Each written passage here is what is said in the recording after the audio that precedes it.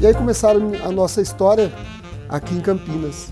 Foi com 10 anos de idade. Nessa época trabalhava eu, meu padrasto e minha mãe numa roça. Uma roça muito grande.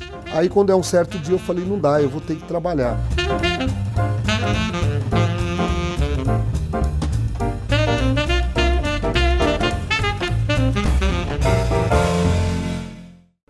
E este é o perfil do vereador Jairson Canário, do Solidariedade. Obrigada, vereador, por ter aceitado mais uma vez o nosso convite para participar aqui do programa Perfil. Ana, eu que agradeço, que é sempre um prazer estar aqui nos estúdios da TV Câmara, no programa Perfil, que para nós é um dos melhores lugares, um dos melhores meios de comunicação dos nossos trabalhos. É uma maneira do vereador se aproximar da população também, né? Contando a sua história, especificamente aí do programa Perfil. É uma maneira do vereador se aproximar do seu eleitor, da população que ainda não conhece a sua história. Por isso nós vamos querer saber da sua história desde lá do comecinho. O senhor é baiano, nasceu na cidade de Venceslau Guimarães, 22 mil habitantes. O senhor veio de lá muito pequenininho, né? Ana, na verdade, eu saí de lá da Bahia com 4 anos e meio, né? Mas aí eu vim para o Paraná. Minha mãe tinha me deixado lá. E aí, passando alguns anos, ela me deixou com 1 ano e meio, e passando uns anos, 3 anos, né? Ela mandou me buscar de volta e a gente chegou até o Paraná. E do Paraná nós ficamos lá, eu me lembro muito bem que a gente ia para a roça e tudo, mas eu disse a você que a gente chegou aos 10 anos em Campinas, mas com 8 anos nós chegamos em São Paulo. Nós viemos de trem ainda, né? Mas chegamos em São Paulo mês de janeiro, bem no comecinho do mês de janeiro. E ficaram onde em São Paulo? Com 8 anos, né? Olha, eu tenho muito que agradecer a São Paulo, né?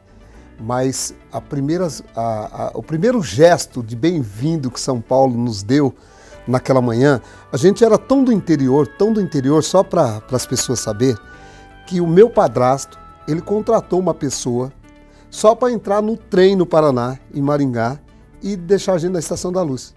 Então eu acho que dentro do trem não precisava ninguém para trazer a gente, né? Mas ele fez isso, bem do interior, meu padrasto, né?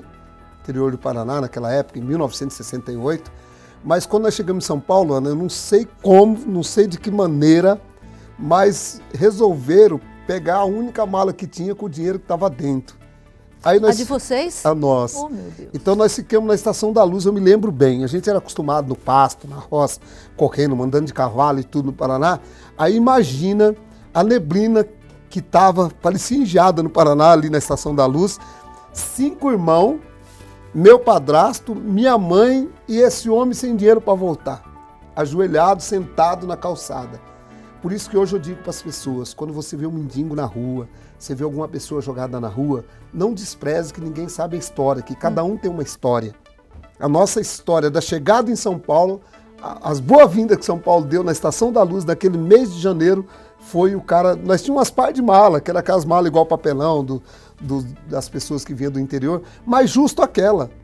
Aí ainda demos sorte que o motorista de táxi nos levou até a casa da minha tia. Tia que Deus o tenha, né?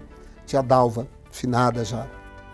Mas aí começou a nossa dificuldade no estado de São Paulo. Porque aí nenhum parente tinha casa que cabia todos numa casa só. Quantos eram? 5 irmãos? 5 irmãos, meu padrasto e minha mãe. Então éramos em 7. Não é? E meus parentes todos moravam ali em Itaim Paulista, São Miguel, Hermelino Matarazzo. E não era tão perto assim um lugar do outro, né? Mas aí a gente foi dividido entre famílias, né? E isso era muito triste para nós, né? Porque aí eu já estava com 8 anos, sentia muita falta da minha mãe, dos irmãos, mas aí Deus foi fazendo aquele rebuliço dentro da família e foi ajeitando, né? Aí meu padrasto foi trabalhar numa empresa chamada Cisper em São Paulo, aí alugou um cômodo e tinha uma cama de casal, por todos os filhos, e ele e minha mãe dormiam no chão. Mas aí ele inventou de comprar o primeiro fogão a gás que nós tínhamos, que não era nem um fogão, era uma boca só num bojão. E só tinha um lugar perto da porta. Quando é um certo dia, pegou fogo no barraco. Não era um barraco, uma casinha de madeira. Sim. Ali perto, no Hermelino Matarazzo.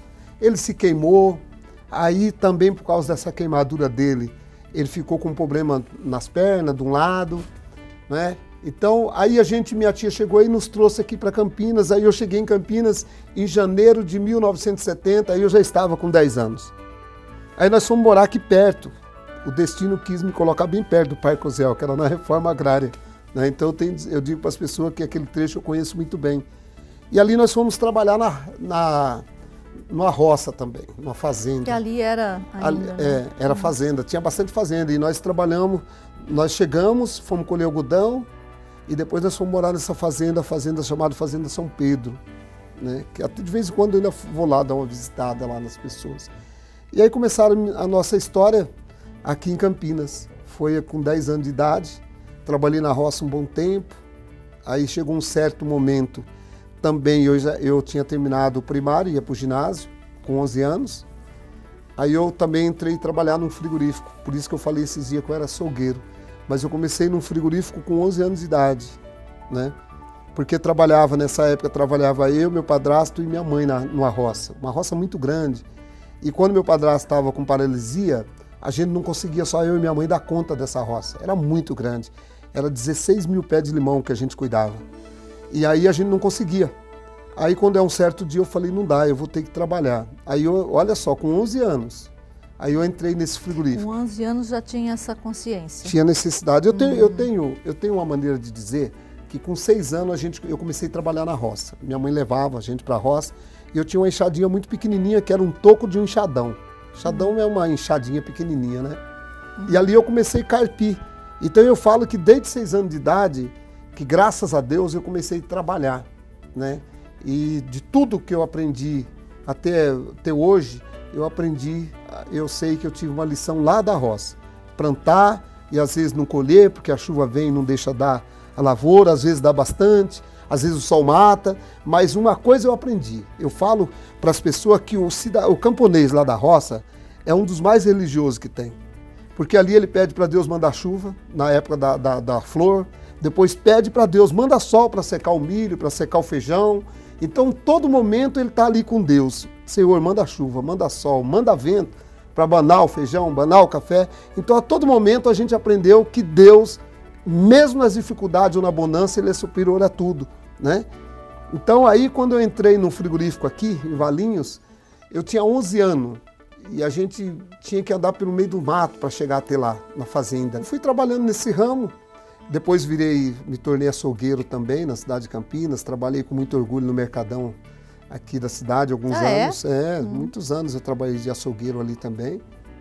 E a vida foi me ensinando algumas coisas que eu tive que aprender meio na marra, né? Mas eu sou grato a Deus por tudo isso. Então, a sua profissão é açougueiro? Eu sou açougueiro de profissão. Açougueiro e trabalhei em frigorífico. Desossando para exportação, eu trabalhei com desossa para 25 países, eu corto carne tipo para 25 países de exportação, né? Diferente um do outro. Por exemplo, você manda aí para a Alemanha um corte, você manda para outros, né? Cada um tem um corte, né? Você manda para os judeus, por exemplo, você abate o boi e eles não levam a carne de primeira, que eles só comem carne de segunda. Então cada um é de um jeito. Então eu trabalhei muito tempo nisso, né? Trabalhei na linha de matança, que é matar boi mesmo, tirar couro e tudo. Você vê o frigorífico, tem um frigorífico que matava 2.000 boi por dia nas 8 horas de serviço.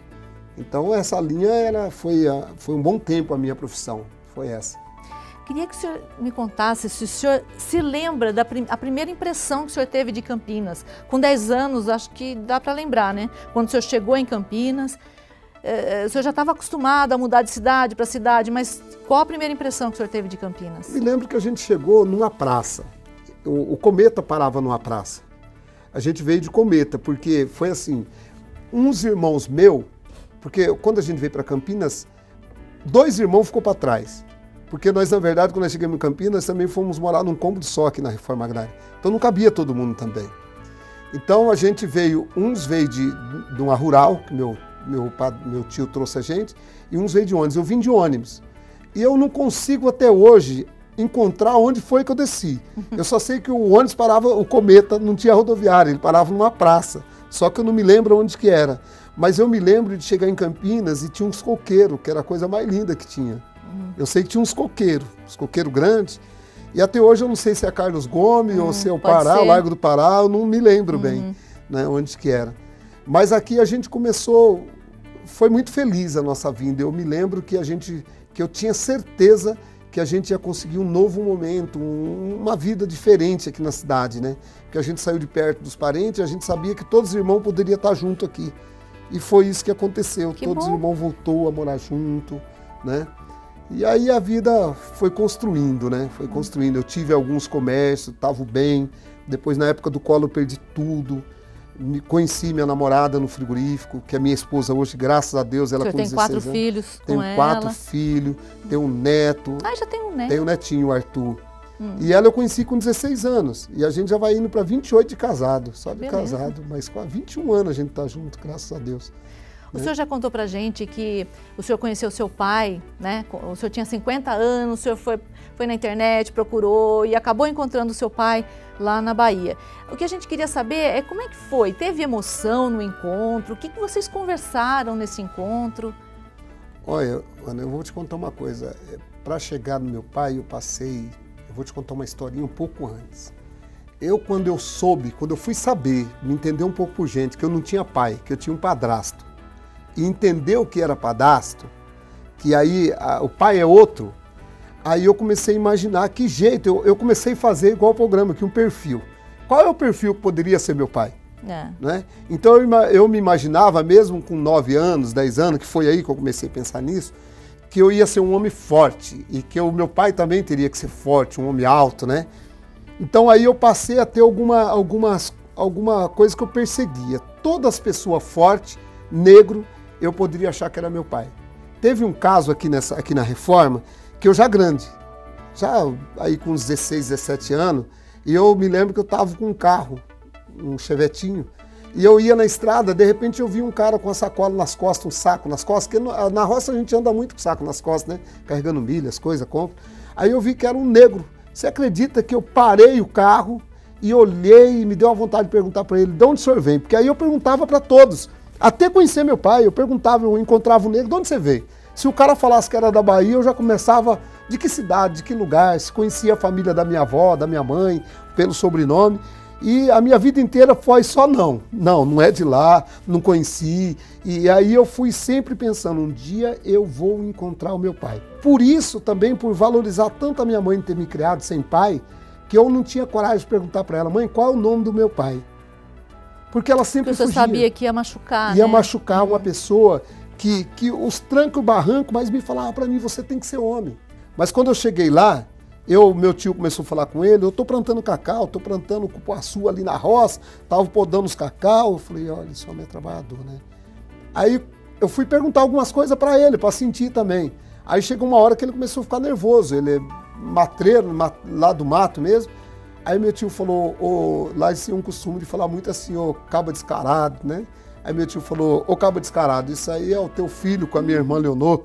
Nossa, ele ficou... Não acredito, é verdade, ele me pediu perdão, falou que não sabia, ele nem sabia que eu existia. Olha aí. Ele nem sabia. Aí foi muito emocionante também, porque eu conheci um cara trabalhador. Aí eu tive a felicidade, parece que os dois apostaram. A Aldete que me criou e meu pai. Cada um tem 12 filhos. Então eu fui conhecer lá. Cheio de irmãos. 24 irmãos da Bahia eu conheci. Além dos que o senhor já tinha. Além dos meus irmãos aqui. Porque é muito difícil alguém procurar tanto tempo assim uma pessoa. E eu procurei desde os 10 anos, quando eu vi que meu pai não era meu pai mesmo, né, que eu fui atrás desse sonho e eu vi as histórias. Quando eu voltei, eu não queria contar para minha mãe. Mas ela tem esse problema ainda. Tem. É uma novela, né? É uma novela. Quando eu chego lá, ela fala assim para mim, já bem de idade, né? Ela mandou me chamar em Hortolândia, aí eu fui lá. Eu estava fugindo para não falar para ela que fui atrás do meu pai, eu não queria desapontar. Ela falou assim para mim, descarado, você foi atrás do teu pai, né? Você achou ele? Como é que tá aquele negão? Aí eu contei para ela, ela falou, era a hora de você encontrar ele mesmo. Ai, que bom. O senhor chegou a estudar depois, não? Olha, eu fiz supletivo, não terminei, voltei, mas a minha vida, ela continuou sendo assim. Porque você, veja bem, criado sem pai, depois pagar aluguel, depois... Tivemos, logo em seguida do aluguel, casar. Aí, quando casa, tinha que ajudar na minha casa. Tinha que fazer escolha, né? Aí o estudo come, o estudo paga aluguel. Aí eu preferi fazer curso. Fiz curso de refrigeração, né, faz solda e graças a Deus, Deus foi me abençoando. E eu falo para as pessoas que na cabeceira da minha cama eu tenho 2 livros, agora já não, de direitos, né, para que eu possa também não andar falando só besteira por aí, para que não me pegam na curva da estrada. Porque na curva todo mundo se encontra, né? Isso aí. Você fala mal de alguém, na curva aquele alguém te encontra. É isso. Tá vendo, Ana? Vereador, eu queria agradecer o senhor ter vindo aqui contar mais uma parte da sua história. E agradecer do senhor sempre aceitar o nosso convite para vir aqui nos estúdios da TV Câmara gravar. Muito obrigada, viu? Eu que agradeço mais uma vez, Joana. Eu gostaria muito que as pessoas ouvissem essas histórias, não para dizer que o Canário é diferente, mas para ver que o mundo nos dá oportunidade. Que a gente não precisa na dificuldade do caminho errado. É a moral da história, né? Isso, essa é a moral da história. Tá certo. Muito obrigada, vereador. Eu que agradeço. Nós ficamos por aqui, encerramos o perfil do vereador Jairson Canário do Solidariedade. Obrigada pela sua audiência e até o próximo programa.